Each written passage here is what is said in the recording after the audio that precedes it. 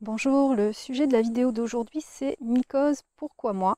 Nous allons donc voir les différentes causes possibles. À tout de suite.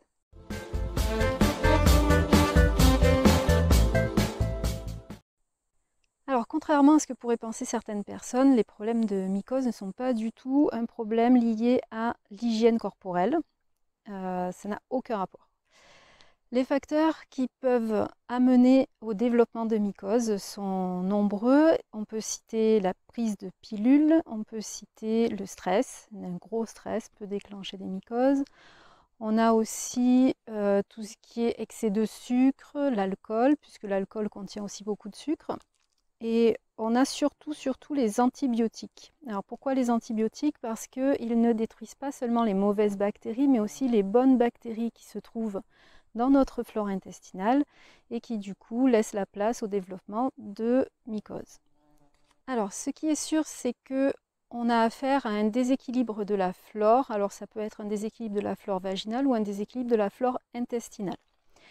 Quand une mycose est passagère, une mycose qui est vaginale passagère, on a un petit déséquilibre qui peut être hormonal, qui peut être lié au stress, qui peut être lié à plein de choses, mais ça va passer, l'équilibre va se rétablir naturellement par lui-même.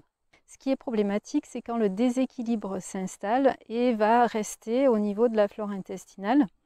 Ça va provoquer donc des mycoses à répétition certes, mais plein d'autres problèmes qui vont s'installer à différents endroits de l'organisme et donc on va développer ce qu'on appelle une candidose. Il est en effet difficile de se passer d'antibiotiques ou d'annuler complètement le stress et les effets qu'il peut avoir sur nous.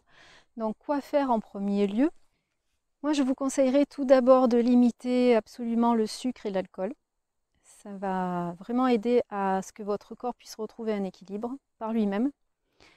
La deuxième chose, c'est si vous devez prendre des antibiotiques, vous devez absolument les accompagner de probiotiques qui vont permettre de réinstaller au fur et à mesure que les antibiotiques détruisent les bonnes bactéries de votre flore intestinale. Ça va permettre de les réintroduire et donc de faire en sorte qu'elles ne disparaissent pas complètement.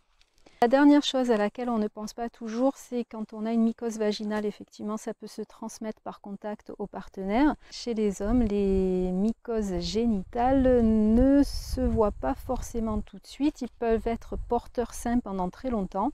Donc je conseille surtout de traiter aussi le partenaire afin d'éviter qu'il ne vous recontamine à nouveau.